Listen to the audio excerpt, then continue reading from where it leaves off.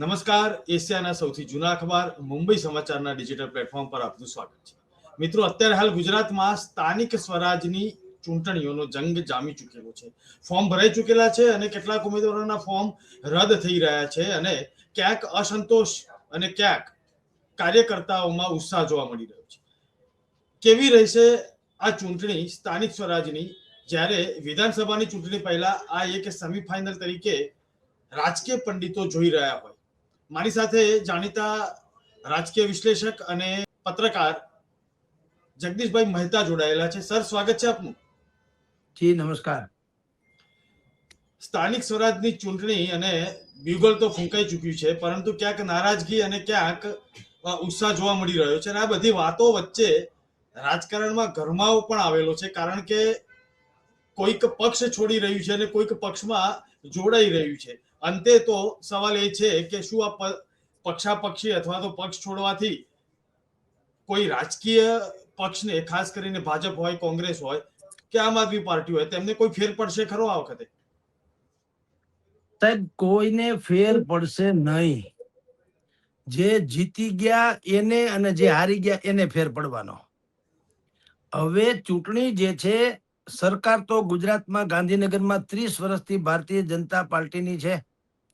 હવે જે સરકાર ધારે ત્યારે આખી સરકારને ઉથલાવી શકતા હોય અથવા તો પોતાના તરફી કરી શકતા હોય, એને તાલુકા પંચાયતનો તો ક્યાં પ્રશ્ન જ છે. માની લો કે કોઈ વિધર્મી અને વિપક્ષના લોકો જીતી જાય તો પણ ધારે તો બધું જ સંભવ છે. ધારે તો વાત કરું છું.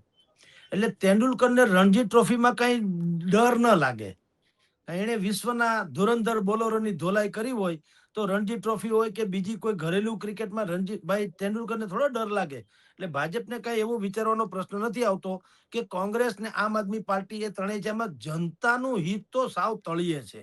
એનું કારણ તમને કહું, આપણે ખાલી વિશ્લેષક તરીકે નહીં પણ કહું, તમે ક્યારે એવું સાંભળ્યું જીગરભાઈ, જે દેશમાં કે જે પ્રદેશમાં જનતાની સેવા કરવાના નામે પડાપડી થતી હોય, પડાપડી, કોઈ પણ ભોગે મને ટિકિટ આપો, મારે સેવા જ કરવી છે જનતાની, તો એટલે રામ રાજ્ય ન હોય.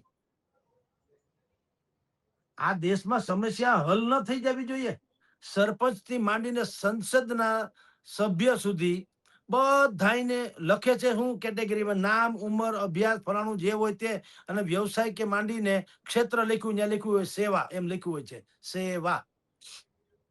હવે તમે બધા જો સેવા જ કરતા હો તો આખા દેશમાં રામ રાજ્ય સ્થપાઈને જાય. આટલા મોટા સેવકોની રાફડો તો ભૂતકાળમાં રામાયણમાં નતો ફાલ્યો. હું તો એમ કહું, આટલા બધા જનસેવકો હોય અને બીજું કે કોઈ તમે એવો સાંભળ્યો કે ભાઈ સેવા કરવા માટે તેને આ ભાઈ આવ્યો તો એની પાસે 100 વીઘા જમીન હતી, હવે 20 વીઘા રહી, સેવામાં 80 વીઘા વહી ગયું. સાંભળ્યું ક્યાંય? 20 ના 100 થાય પણ 100 ના 20 ન થાય, તો ઈ સેવા કેવી?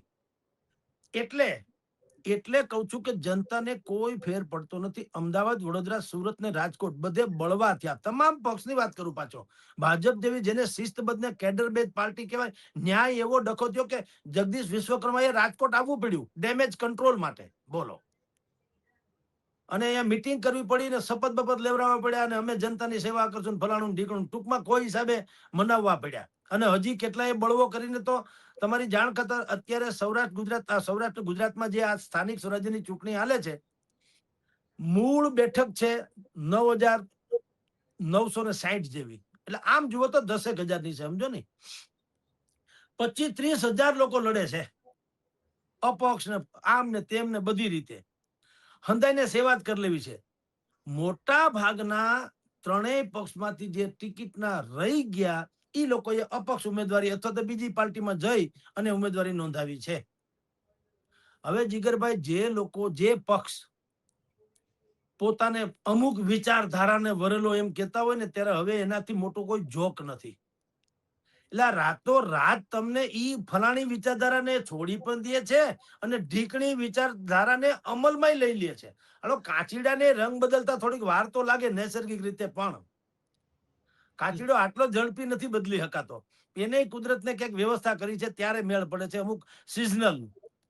પણ આ લોકોને ચૂંટણી આવે એટલે ખબર નહીં કે રાતો રાત મહાત્મા ગાંધીની વિચારધારા વાળો અને બિન સાંપ્રદાયિક નો દાવો કરનારો કટ્ટર કોંગ્રેસી હોય એ રાતો રાત કટ્ટર હિન્દુવાદી એવા ભારતીય જનતા પાર્ટીનો સેવક થઈ જાય. બોલો વિચારધારા કેમ પલટી જાય? કપડા બદલવામાં વાર લાગે.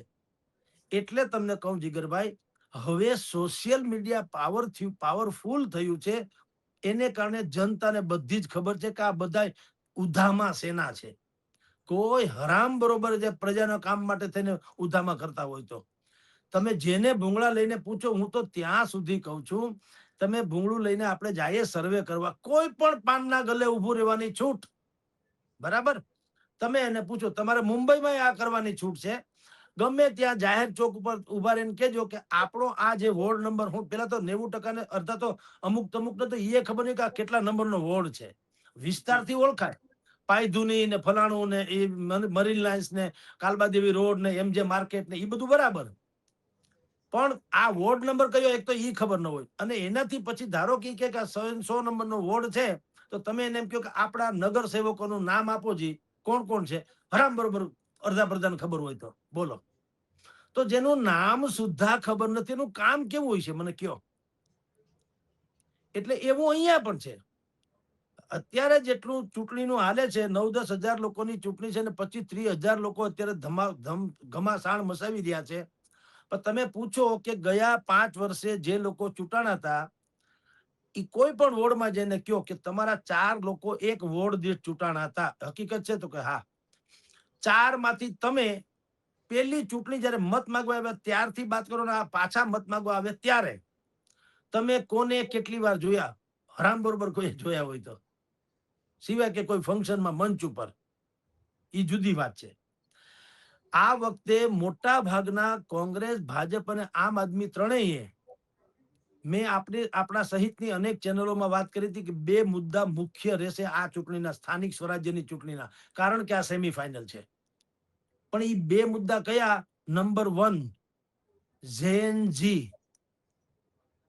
દરેક પાર્ટીએ ઝેનજી એટલે કે નવોદિત નવા ચહેરાઓને પ્રાધાન્ય આપ્યું. ભારતીય જનતા પાર્ટીએ 70% નવા, 30% જૂના રિપીટ કર્યા, બાકી 70 ને નવા કર્યા છે. કોંગ્રેસના અમિતભાઈ ચાવડાએ કીધું 50% જેટલા યુવા ઉમેદવારોને અમે તક આપીશું. અને ઈસુદાનભાઈ ગઢવીએ પણ કીધું કે અમારે ત્યાં પણ જેટલા સારા સામાન્ય ઘરના ભલે હોય પણ સારા લોકો એને અમે આપીએ. હાલાકી તમે જો વ્યક્તિગત ધોરણે અમુક લોકોનું વિશ્લેષણ કરો તો ખબર પડે કે માનદંડમાં અથવા તો માપમાં ઈસુદાનભાઈ હોય કે કોંગ્રેસ હોય કે ભાજપ એ બહુ ખરા ઉતર્યા નથી. કારણ કે જેની અપરાધિક છબી છે એવા લોકોને ટિકિટ તો અંતે આપી જ છે બધાએ. ભારતીય જનતા પાર્ટીમાં હમણાં જ એક ભાઈનો પ્રવેશ, એવા ભાઈનો પ્રવેશ ખેસ ઓઢાડીને કરાવવામાં આવ્યો વાસ્તે ગાસ્તે, જેની ઉપર ભાજપના જ નેતાની હત્યાનો આરોપ છે. તો કોંગ્રેસમાં પણ તમારી જાણ ખાતર અહીંયા રાજકોટમાં તમારે આજે જ બનાવ છે, કોઈ પ્રવીણભાઈ સોરાણી કેવા સમથિંગ છે, એને આજે જ બળવો કર્યો.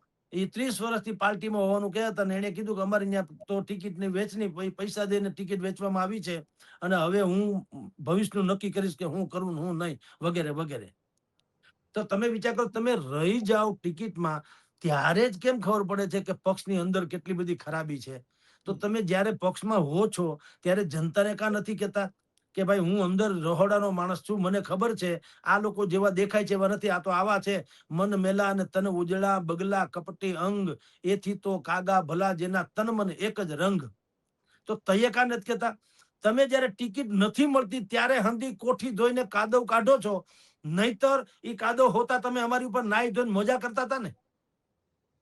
આમ આદમી પાર્ટીમાંથી પણ જે રહી ગયા છે એ લોકો અત્યારે વિડિયા બનાવતા ફરે છે કે પાર્ટી વેચાઈ ગઈ છે, ગોપાલભાઈ નું ધાર્યું કરે છે, ઈસુદાન તો ઓબીસી સિવાય કોઈને મહત્વ નથી આપતા અને પાયાના કાર્યકરોનું બધાનું અવગણના કરવામાં આવે છે. કાલ હવાના ભાદરવાના ભીંડા જેવા હોય એને બધા આગળ કરવામાં. તો ભલા માણસ, આ રાતોરાત તો થયું નથી.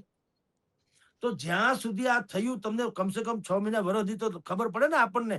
હું તમારા સ્ટુડિયોમાં આવું નોકરી કરવા તો મને 2-4 મહિના પછી તો ખબર પડે ને મારા પ્રત્યેને તમારી લાગણી કેવી છે. એમ કહું, તમે રાતોરાત તો ખબર ના પડે. મને ખ્યાલ તો આવે ને મને કઈ રીતે સાચવવામાં આવે છે. તો તમે અત્યાર સુધી જયારે કોઈ પણ પક્ષમાં હતા અને માની લો કે પક્ષની આવી નીતિ હોય કે પૈસા દઈને ટિકિટ આપતા હોય, મારા તારા કરતા હોય, જ્ઞાતિવાદ ચલાવતા હોય, સગાવાદ ચલાવતા હોય, તો તમે અત્યાર સુધી બોલ્યા કાં નહીં? કારણ કારણ કે તમને એમાં તો કદાચ મારો વારો આવી જાય તો આપણે કહે ને અપના કામ હે બનતા તો ભાડ મેં જાય જનતા, ઈ ડખો છે. એટલે આવા લોકો જે પછી છાતી કૂટે ને એટલે એનું મૂલ્ય ઘટી જાય છે. એનું કારણ આ છે કે તમને ટિકિટ નથી મળી ત્યારે તમે અમને ચૂડેલનો વાહો બતાવો છો, ને તો તમે આને ને આને તમે રૂપસુંદરી તરીકે અમને પેશ કર્યો હતો, તો તમે અમારી હારે ગદ્દારી ન કરી જનતા હારે.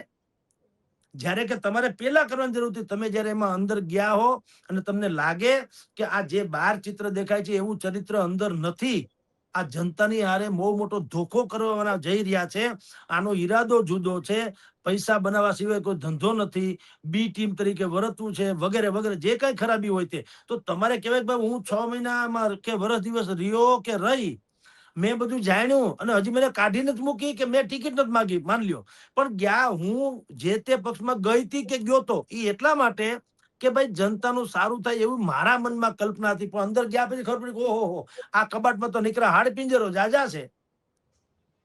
તો જનતા તમને ગંભીરતાથી લે.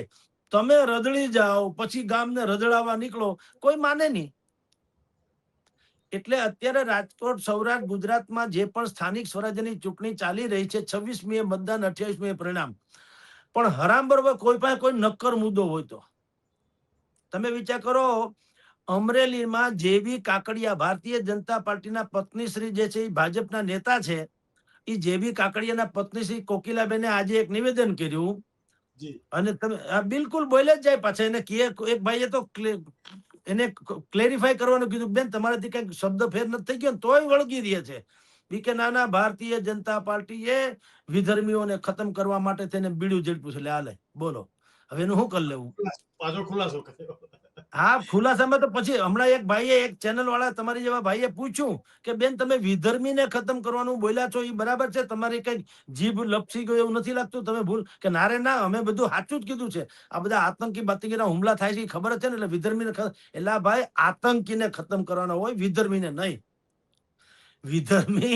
વિધર્મી તો 32 કરોડ લોકો અહીંયા છે દેશભરમાં અને શાંતિથી જીવે છે. જે આતંકી છે, કટ્ટરવાદી છે, પછી કટ્ટરવાદી પછી કોઈ જ્ઞાતિ થોડી હોય, એમાં વિધર્મી ક્યાં આવે? હું કટ્ટર હિન્દુવાદીના નામે કોઈ વિધર્મીને, વિધર્મી એટલે ખાલી મુસ્લિમ નહીં જીગરભાઈ, આમાંય માન્યતા ભગવાન દયા છે. એટલે આ વિધર્મી એટલે જૈન પણ વિધર્મી આમ જુઓ તો ગણાય, શીખ પણ ગણાય, પારસી પણ ગણાય, કારણ કે જે આપણા ધર્મના નથી તે વિધર્મી.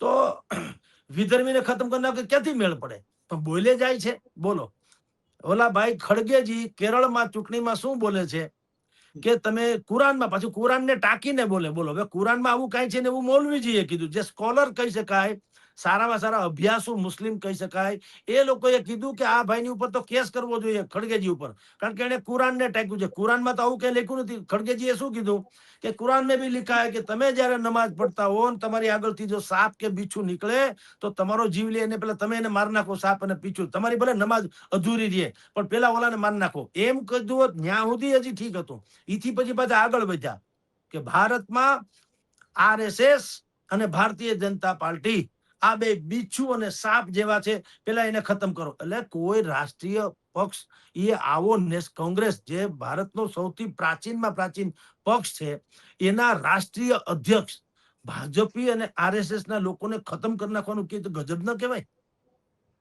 એટલે મુદ્દો કોઈ પાસે કઈ છે નહીં. ભારતીય જનતા પાર્ટી વાળા કઈ બોલે તો કે તમે સાંપ્રદાયિક કરો છો, હિન્દુ મુસ્લિમ. તમે શું કર્યું મને કયો? આ શરૂઆત કેરળમાં કરી મલ્લિકાર્જુન ખડગેએ. તો શરૂઆત આ તો અઠવાડિયા પહેલાની વાત છે. આ કોકિલાબેન તો આજની વાત છે, પેલું અઠવાડિયા પહેલાની વાત છે.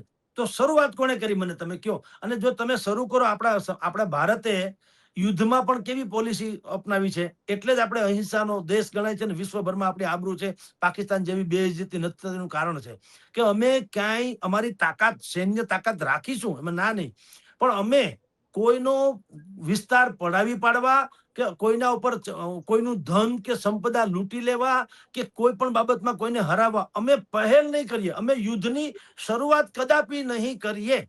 પણ જો કોઈ બીજા માણસો અમારી ઉપર યુદ્ધ, બીજો રાષ્ટ્ર, દેશ કે વ્યક્તિ કે જનૂન કે પક્ષ કે જે કોઈ એ અમારી ઉપર જો કરશે તો યુદ્ધ શરૂ નહીં કરીએ, ખતમ અમે કરશું, એમાં ના નહીં. તો પછી એની ખેર નથી. એવો આપણો અહિંસક દેશ છે. અને એટલે આપણે પહેલ નથી કરતા. પહેલ કરો તો આપણે શું કીધું કે હમ પહેલે કિસી કો, નરેન્દ્ર મોદી પણ કહે છે ને કે અમે કોઈને છંછેડતા નથી, પણ જો કોઈ અમને છંછેડે તો અમે પછી છોડીશું પણ નહીં. એમ પહેલ તો કોને કરી? ભાઈ ખડગેજીએ કરી. કમસે કમ અત્યારને લાગે, પેલાનું જવા દો, આજ નવી ગલી નવો દાવ. હમણાંની ચૂંટણીમાં પહેલ કોણે કરી? હિન્દુ મુસ્લિમની ખડગેજી એટલે કોંગ્રેસે, કે આરએસએસ અને આ ભાજપ વાળાને ખતમ કરી નાખો. એટલી હદે ક્રૂરતાની તો ચરમસીમા છે. એવી રીતે કોકિલાબેને કીધું એમ.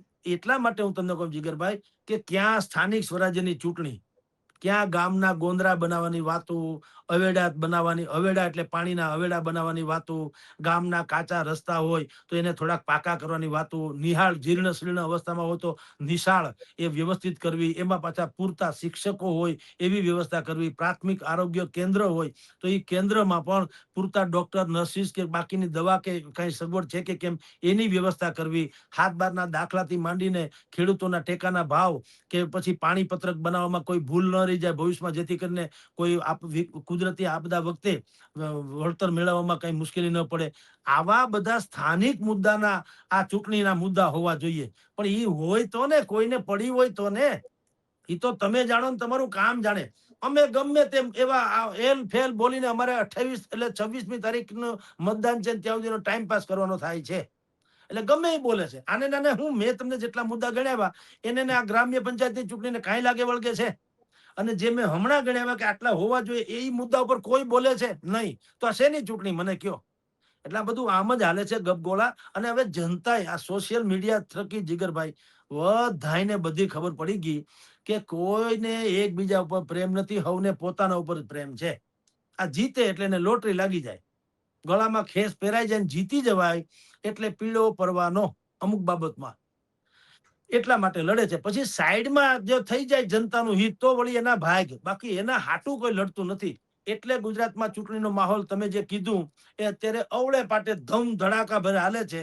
વાસ્તવિકતાને એને કાંઈ લેવા દેવા નથી. જી, આ આખી વાતમાં વાસ્તવિકતાને કાંઈ લેવા દેવા નથી, પરંતુ અત્યારે હાલ આમ આદમી પાર્ટીના જે બે નેતાની થોડીક વાત કરીએ ગુજરાતના રાજકારણમાં, તો એક ખેડૂતોના મુદ્દાઓ લઈને આગળ આવેલા રાજુ કરપાડા અને છેલ્લે એક ધારાસભ્ય બને તેવી લેવલવાળા, એવી ક્ષમતાવાળા જિલ્લા પંચાયતની ટિકિટ લઈ લે ભારતીય જનતા પાર્ટીમાંથી સંતોષ માની લે છે. એટલે બીજા ગોપાલ ઇટાલિયા પોતાના વિસાવદરમાં તો કદાચ તેઓ પ્રચાર કરતા જ હશે, પરંતુ સુરત જેને એવું કહે છે કે સુરતમાં આ વખતે વિસાવદર વાળી થશે. ખરેખર આ બધું જે છે તેમાં આપે કહ્યું તે મુદ્દાઓ તો ક્યાંક ભૂલાયા છે, નેતાઓને મોત છે. મેં એવું છે જીગરભાઈ, ચૂંટણી મુદ્દા અથવા તો વિચાર આધારિત હોત અને પ્રજા કેન્દ્રમાં હોત તો વાંધો નથી. અત્યારે જરાક જુદું, હવે બથમ નથી આવતા એ જ સમાચાર છે. વ્યક્તિગત વોર થઈ ગઈ છે. બોલો, વ્યક્તિગત. હર્ષ સંઘવી અને ગોપાલ ઇટાલિયા હામામાં આવે ને તો તણખા જરે, બોલો, કાટલા પકડી લેવી હાલત છે. આ તો ગૃહમંત્રી છે એટલે અડાય નહીં, બાકી બથો બથાવે એમ છે.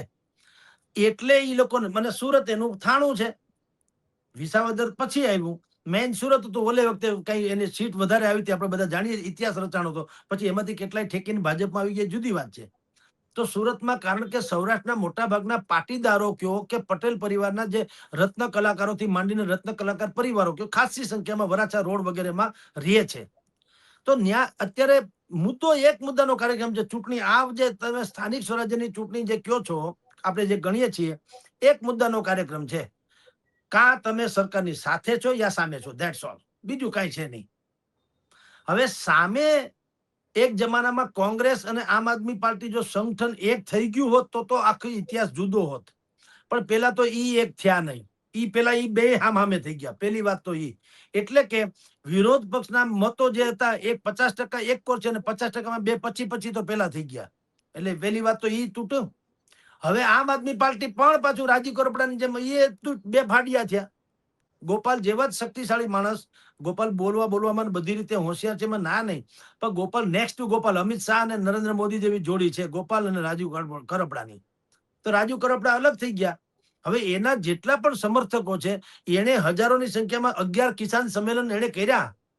કિસાન સંકલ્પ યાત્રા એને કાઢી, એ તુલસી શ્યામથી શરૂ કરીને સુરેન્દ્રનગરના સુદામડા સુધીની, તો હજારો કિસાનો એમાં બી જોડાણા. હવે ઈ કિસાનો જે આમ આદમીના સમર્થક હતા, એ કમસે કમ હવે ભાજપને મત દે કે ન દે, રાજુભાઈને કારણે અલગ થઈ ગયા, કમસે કમ આમ આદમીને તો નહીં જ દે, કોંગ્રેસને નહીં દે, બેમાંથી એક તો છે જ.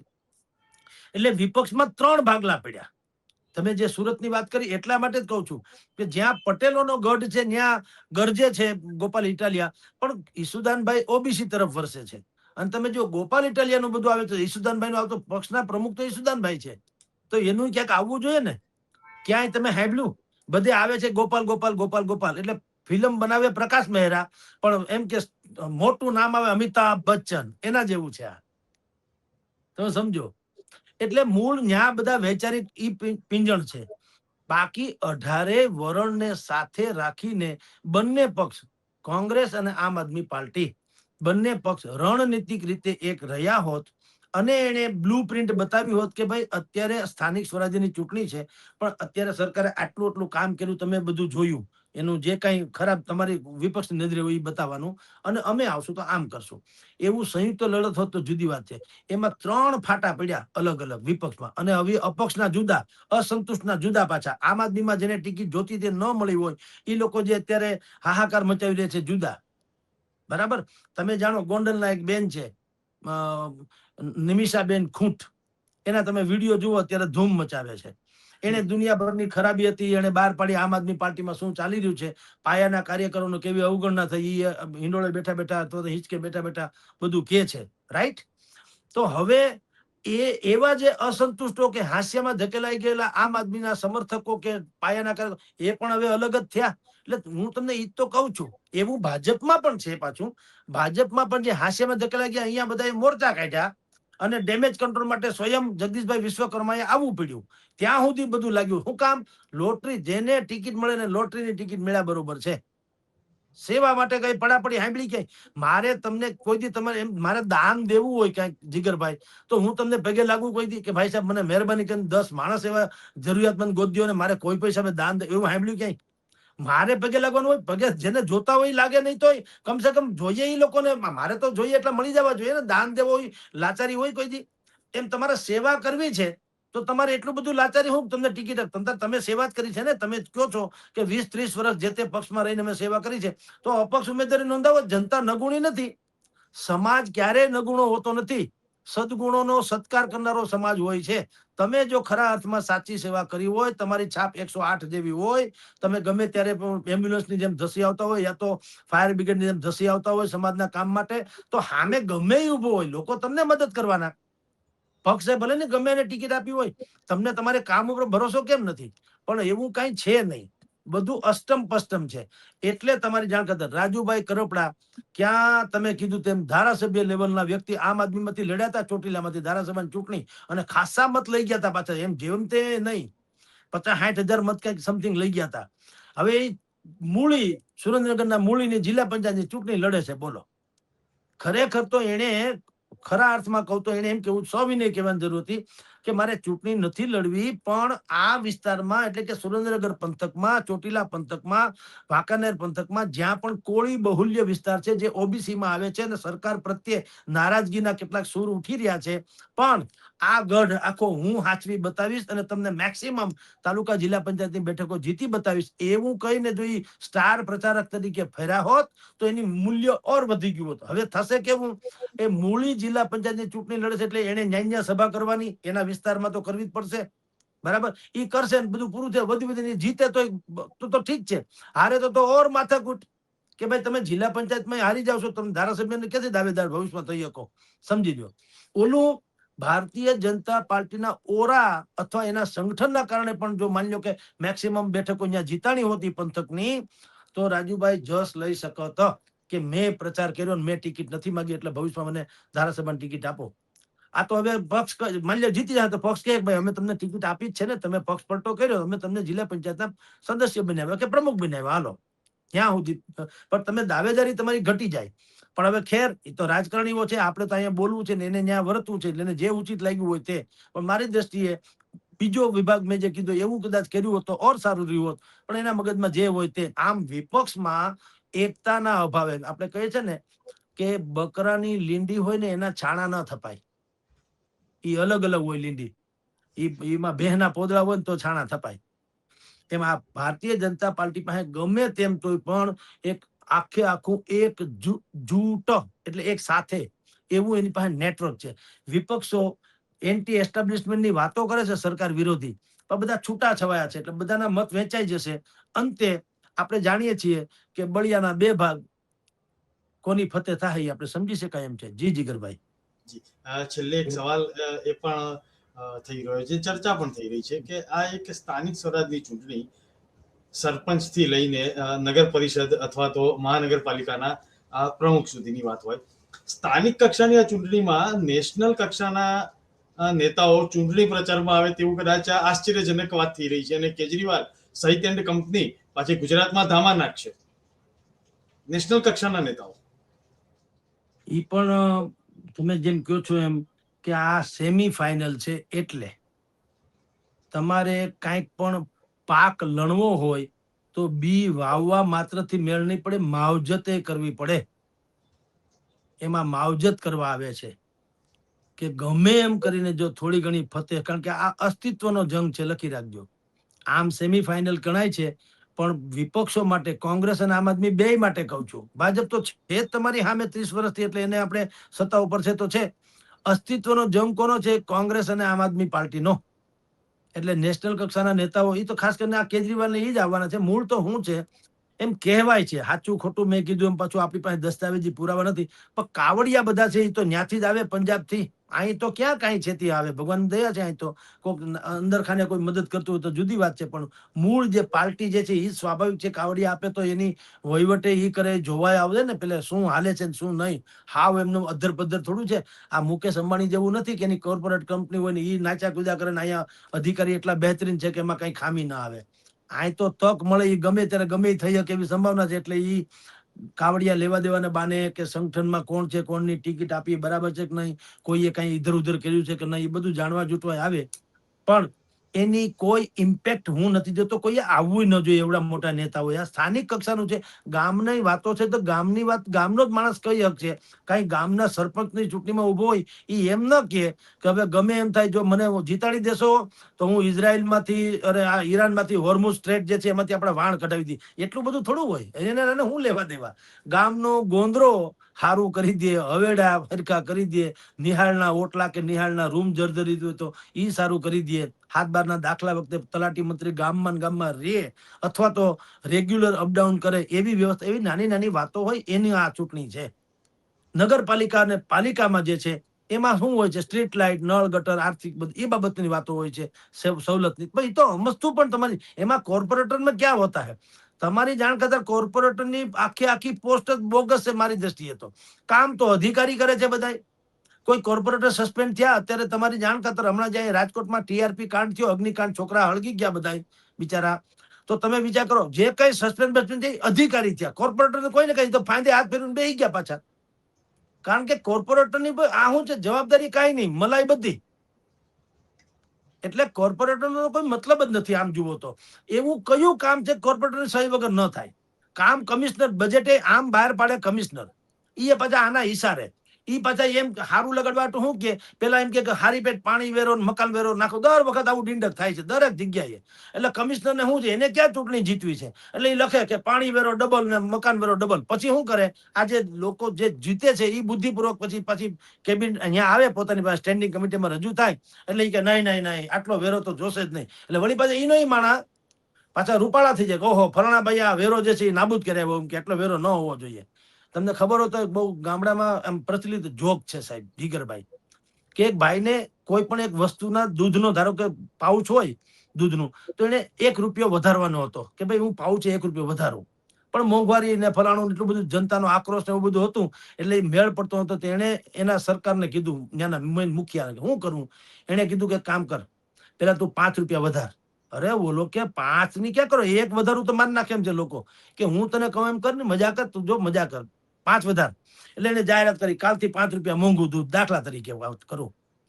ઓહા પો મચી ગયો, હા કામ મચી ગયો, સરકાર જવાબ દે, બધા મંડ્યા લોકો કરવા, ₹5 કેમ વધારે, કેમ? એટલે પછી સરકાર આવી. આવીને કીધું શું છે ભાઈ કે આને 5 રૂપિયા વધારે કે ખબરદાર જો આવી રીતે મોંઘવારીમાં 5 રૂપિયા વધારે છે, 2 રૂપિયાથી 1 પણ રૂપિયો વધારવાનો થતો નથી. ઓલાને 1 જ વધારવો હતો. તો 2 વધી ગયા અને જનતાને પાછો હારો થઈ ગયો. ઓહો, આ ભાઈએ તો 3 રૂપિયા ઘટાડી દીધા.